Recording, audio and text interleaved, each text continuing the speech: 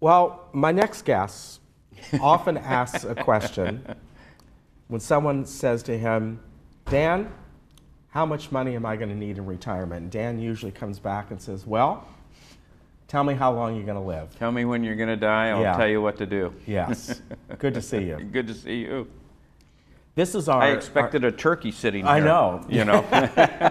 Well, you got me instead. Well, that's just as good. So this subject we're going to talk about, longevity risks threatens retirement dreams. So the good news is people are living longer. Well, that's the good news. Yeah. The part of the problem is there's good news and bad news to that, and they need to have their money last them longer than, you know. In our seminars, we talk about there was a study done of 100 couples age 65, and they wanted to follow them for 30 years to see how many people That's a long study. Yeah, for over 30 years. Each of the couples were 65, and they studied them for 30 years, and 34% were, at least one of the couples was still living. One of the members of the couples was still living at age 95.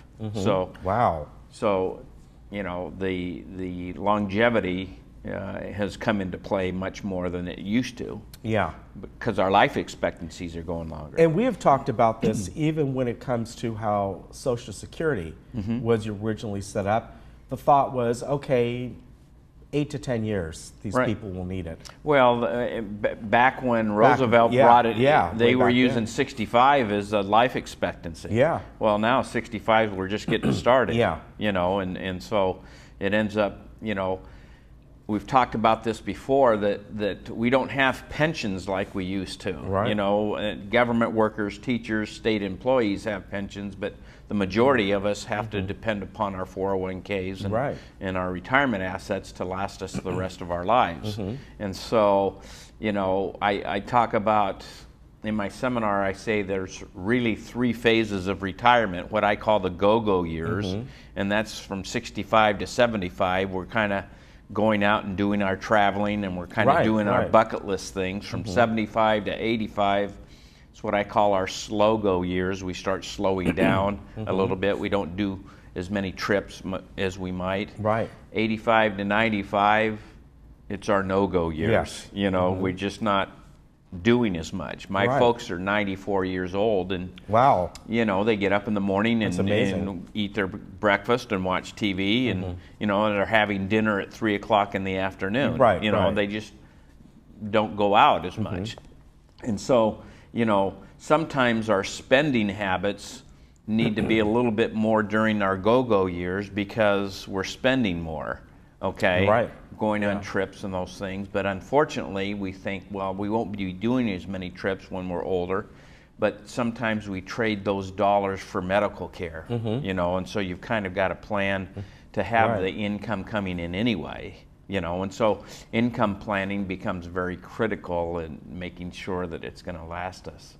And interestingly, just yesterday on our show, we had the manager of our social services department, and she touched on this. Being it's this time of the year, how so many seniors struggle with making ends meet, particularly getting food, and so they have to get on some of these programs. The South County Outreach and that sort of thing.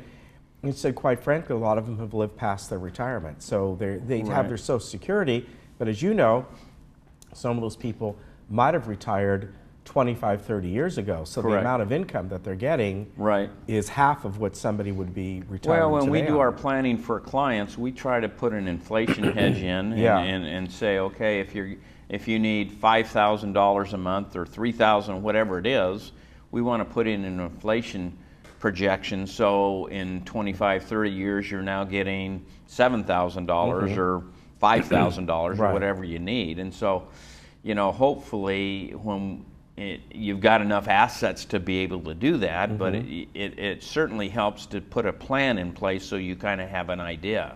And some of the assets, again, something we've talked about before, come from people who downsize. Maybe they bought a home years and years ago, and that could be, even if they still owe a small little mortgage on it.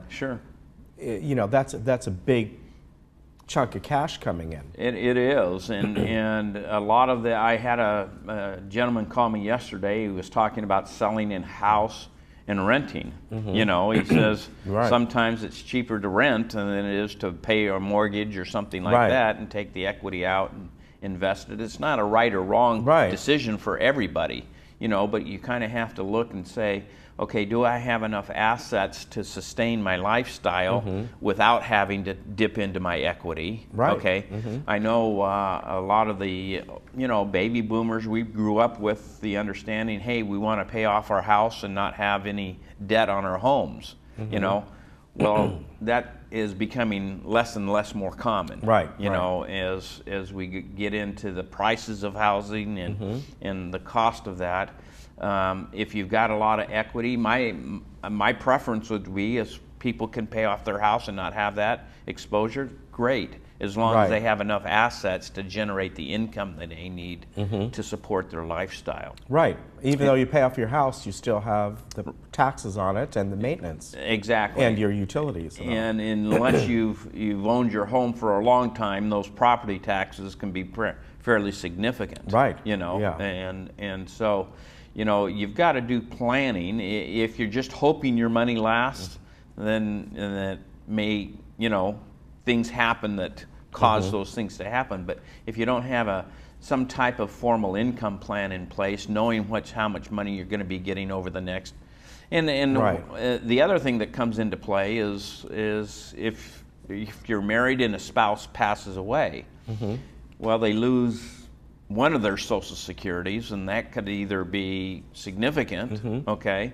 in that regard. They get to keep the highest one, but it could, they could lose 40% of their Social Security benefit, which could impact their income. Yeah, exactly. You know, and so it really does come down to our number one question is when people come in to talk to us is, do I have enough money? Yeah. You know, and you know, we don't know that until we kind of look at their whole situation. Right, and I guess for each individual, you might ask, I'm sure you ask, well, what is your plan?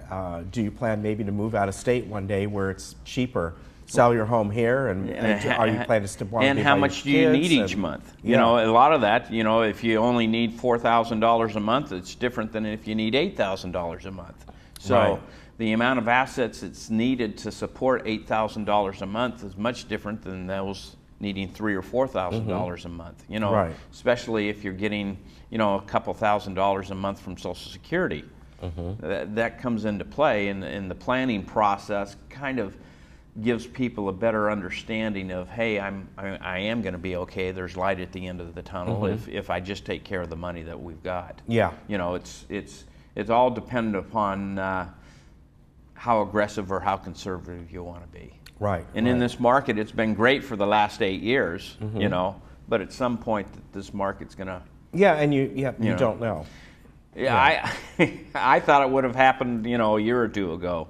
But if they pass this tax bill, the market might continue its run. You don't know. You know, so, you know, now that they actually have passed the bill, and we've got a little bit better understanding of what are some of the key features, and maybe next time we can talk about some of those. You know, we talked about it in general, but nothing had been passed yet. Right, so, and it still has to go to the Senate. It's going through, working its way through the Senate, and then there's the committees that kind of merge the two bills. Right, and so when that happens, we can probably go over that. That would be good. One of our features. So, but longevity planning, we try to plan out for 30 years. You know, people might live longer, but they might live.